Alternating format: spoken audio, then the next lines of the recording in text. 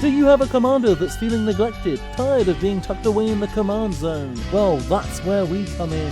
Here at Kedis and Ishai's Commander Adoption Agency, we specialize in giving neglected commanders a brand new home. And we don't discriminate. Whether your commander is a fallen angel, a crazy monkey, or a fish with too many triggers, we'll take them all. Kedis and Ishai's Commander Adoption Agency, bringing the multiverse together, one legend at a time.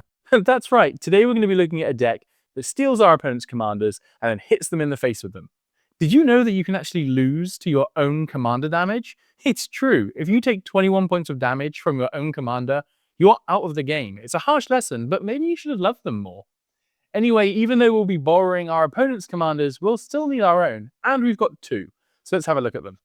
First up is Kedis Emberclaw Familiar, a 1/1 elemental lizard for 1 and a red. He reads, whenever a commander you control deals combat damage to an opponent, it deals that much damage to each other opponent. So every time their commander hits them, everyone else feels it too.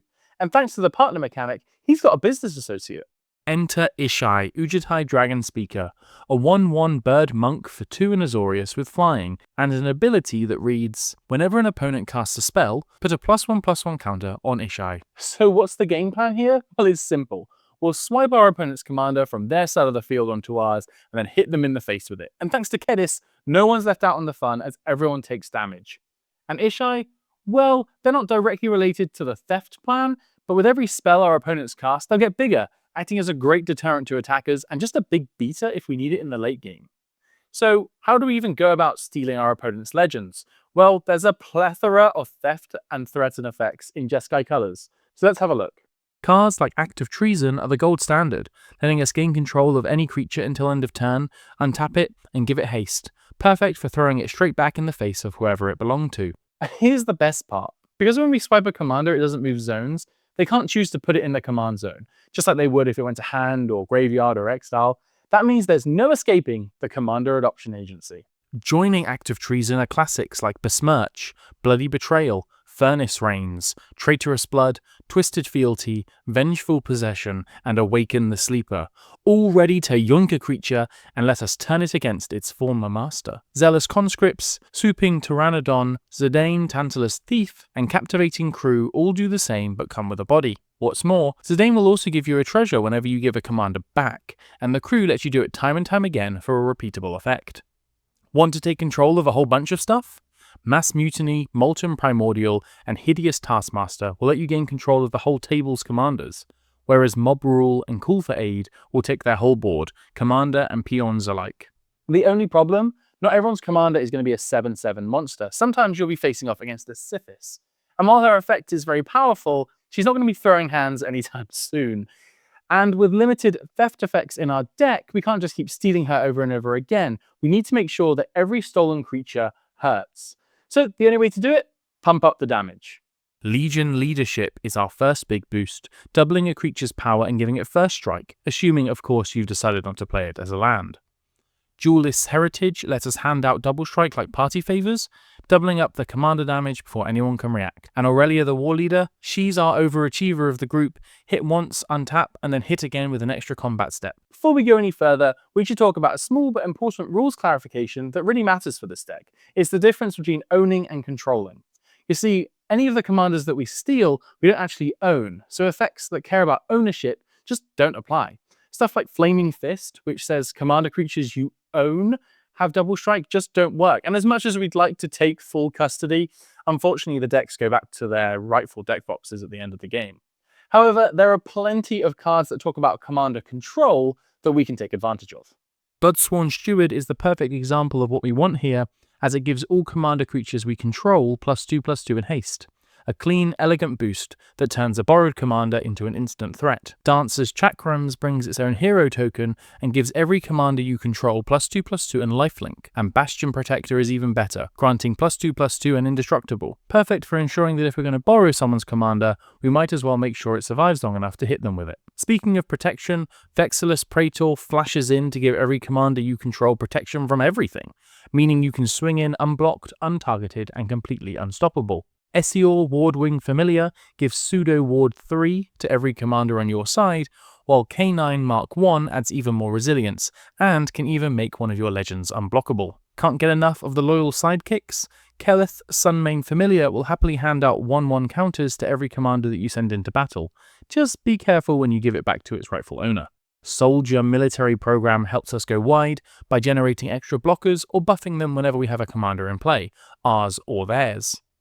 And to wrap it all up in classic finisher fashion, Akroma's Will is the ultimate closer.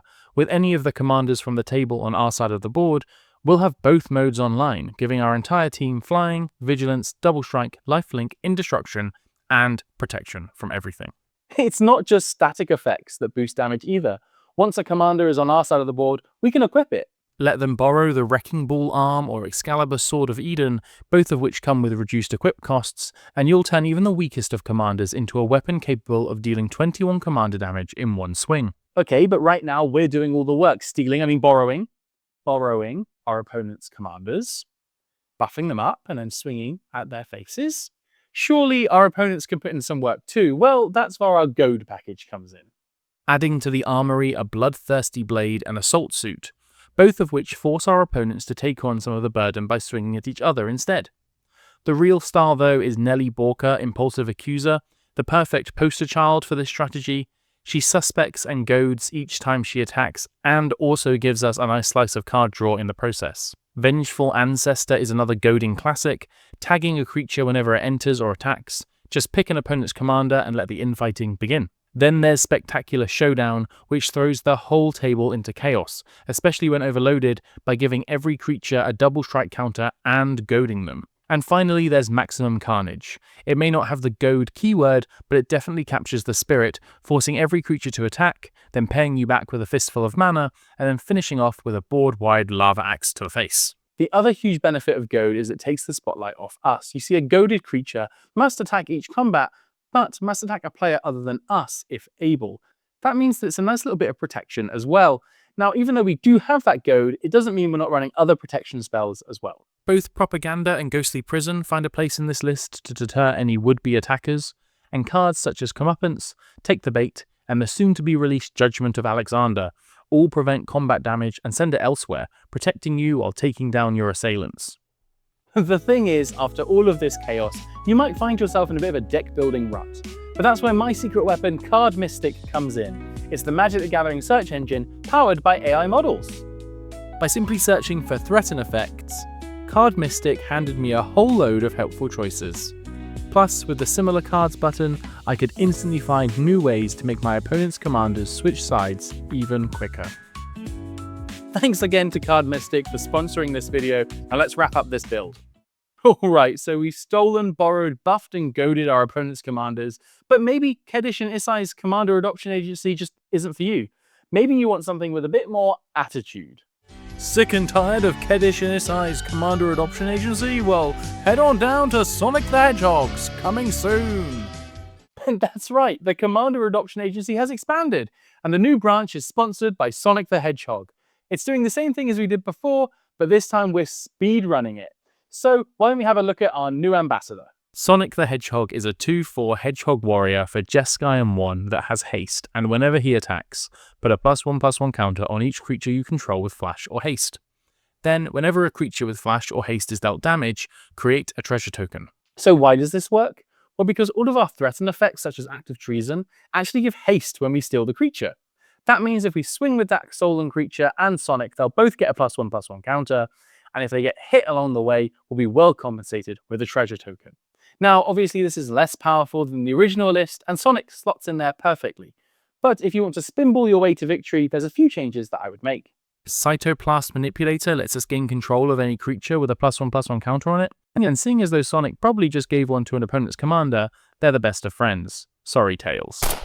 Herald of Secret Streams will give anything you control with a +1/+1 counter on it unblockable, letting you ensure that bonus damage, and Norn's Choir Master lets you proliferate those counters whenever a commander you control attacks.